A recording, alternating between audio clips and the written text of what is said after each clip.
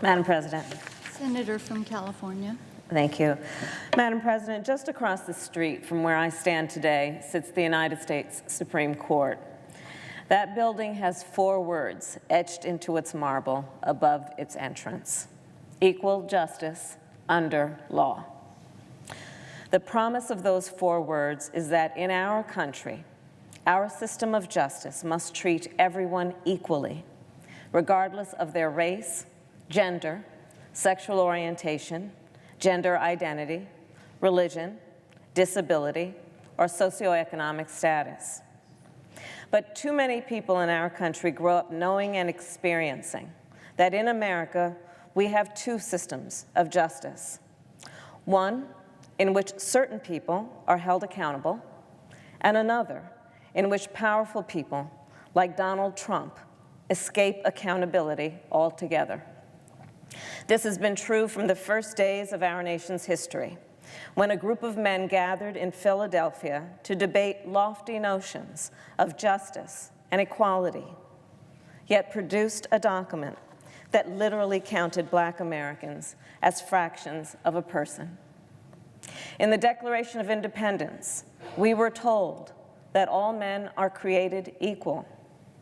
But we know that in our nation's founding, at that time, the policy of our nation was to rob indigenous people of their land and their livelihood, and to exclude women from the right to vote. So to make true the promise of America and move us toward that more perfect union, people have organized and fought and marched for justice. From the suffragettes to Dr. Martin Luther King Jr., those fights have won us progress toward a more just and inclusive nation. But clearly, there is still more work to be done to achieve equal justice under law. When the determination of whether you sit in jail before trial is too often based on the size of your bank account rather than the size of your crime, we have not yet achieved equal justice under law. There is more work to be done when young people selling drugs on the corner too often become felons for life, while white-collar criminals face no accountability. There is more work to be done when, regarding the sexual assault of women, the current president has said, quote, "When you're a star, they let you do it. You can do anything." There is work to be done when the American people know that the rules aren't equally enforced against powerful people.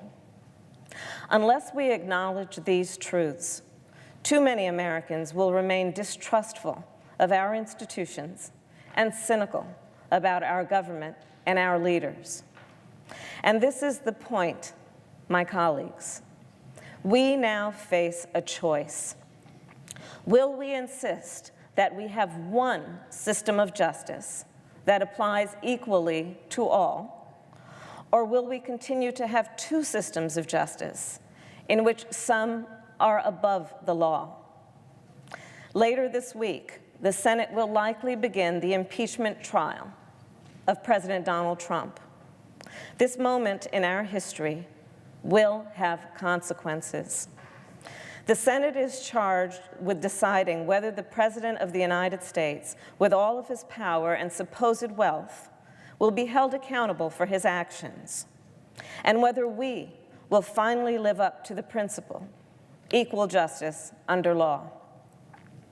This is why I speak to you today, fully aware that I stand on the shoulders of those who come before me in our nation's ongoing fight for equality. I speak because I was raised by people who spent most of their lives demanding justice in the face of racism, misogyny, bigotry, and inequality.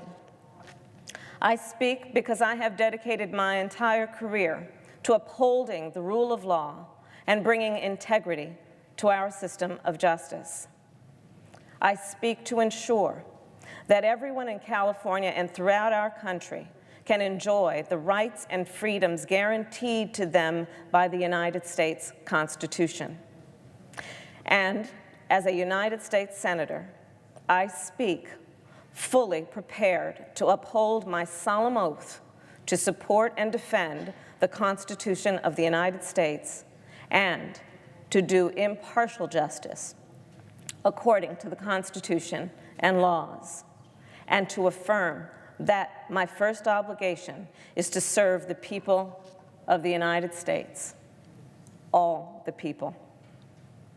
I hope my colleagues can agree that our nation's founders had the foresight to create a system of checks and balances that anticipated the need to remove a president who might yield to foreign influence or use the presidency for personal power and benefit. Our founders feared that a day like this might come, and so they empowered the United States Congress with the tool of impeachment to hold a lawless president accountable. And so this week, after months of investigation, sworn testimony, public hearings, and debate, the House of Representatives will likely send to the United States Senate 2 articles of impeachment. These articles charge President Trump with abusing his power for his personal and political gain and with obstructing Congress's efforts to investigate his misconduct. In this trial, the United States Senate must not only consider the charges against the president, but also conduct itself in a way that demonstrates to the American people that in our system of justice, no one is above the law. Each senator here must exhibit the kind of moral and ethical leadership that this president abandoned when he pressured a foreign nation to interfere in our elections. There is no question that President Trump's misconduct has left a vacuum of leadership in our country. And the American people are therefore rightly looking to the United States Senate to demonstrate that their leaders are worthy of the public trust. The American people should expect their senators to seek the truth and not cover up facts. So let us honor our oath to defend the Constitution by doing the job the American people have entrusted to us. Let us ensure that this trial is a search for truth and that we follow the facts where they lead and come to a verdict based on all of the available evidence. Let us do our jobs and insist that we hear from Mick Mulvaney, John Bolton, and anyone with a first-hand knowledge of the president's misconduct. Let us demand that the White House turn over additional emails and documents that shed light on the president's motives for withholding military aid from Ukraine. And let us be clear, an order from this president to block evidence or witness testimony will itself be further evidence of his efforts to obstruct the United States Congress.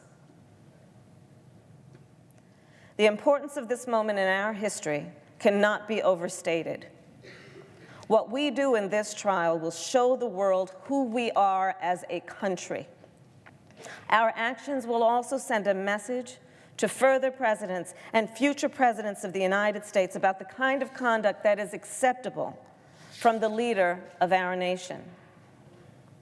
As the United States Senate, we must say that it is unacceptable for a president to shake down a vulnerable foreign nation for personal or political benefit. We must say with one voice that no president can disregard the legitimate oversight authority of the United States Congress. And we must say, as leaders of the United States of America, that in our system of justice, everyone will be held accountable for their actions, including the President of the United States. And my final point, years from now, people are going to judge. They're going to judge whether we rose to the solemn occasion that is the impeachment trial of the President of the United States. and we cannot be passive in this moment. I am mindful of Coretta Scott King's words that freedom is never really won. You earn it and win it with each generation. It is incumbent on this generation to fight for a system of justice in which all are treated equally.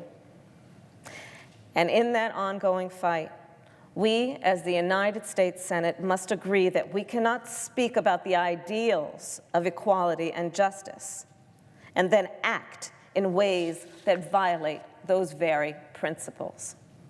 It is our duty, both as senators and as proud Americans, to protect the Constitution, to earn the people's trust, and to prove to the American people that it is still within the power of the United States Congress to hold the president accountable.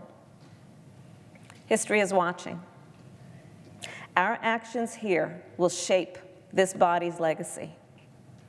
So I urge my colleagues to have the courage, the foresight, and the patriotism to act in the interest of our nation and its people. I urge my colleagues to fight for one system of justice in the United States of America and to ensure that no one is above the law. I urge my colleagues to reaffirm the most basic of American principles, that ours is not the government of one man, but a government of the people, by the people, and for the people. I yield the floor.